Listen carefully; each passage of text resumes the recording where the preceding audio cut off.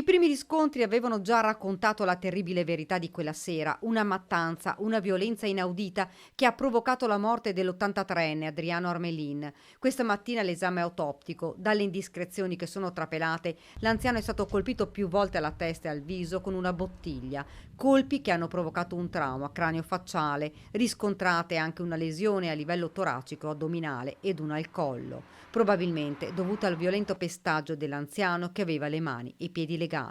Il marocchino avrebbe agito sotto l'effetto di alcol.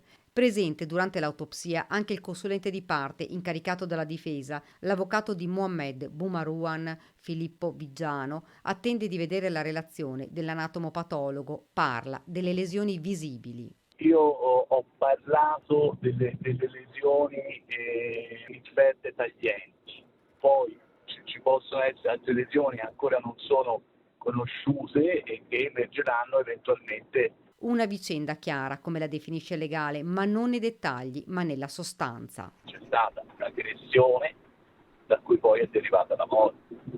C'è poco da fare, ecco, questo è il discorso. Fino ad ora il 36enne non ha voluto parlare, ma presto lo farà davanti al pubblico ministero. Racconterà la sua verità, dice l'avvocato. Ripeto, di spiegare la verità ovviamente in una cornice di ammissione di responsabilità, insomma, ecco, senza andare a prendere in giro nessuno né a mancare di rispetto per nessuno. Poi aggiunge, si è pentito. È emersa, ha superato comunque il primo momento, insomma, la consapevolezza di aver cagionato una tragedia a un'altra persona. Ma la brutalità con la quale ha ucciso l'anziano rimane in quelle immagini, in quella corda usata per legarlo. Il funerale di Adriano Armelin si potrebbe svolgere sabato nella chiesa di Pieve di Soligo. Il sindaco Stefano Soldan ha ribadito con forza che non autorizzerà nessuna manifestazione, come era annunciato da Lega e Fratelli d'Italia.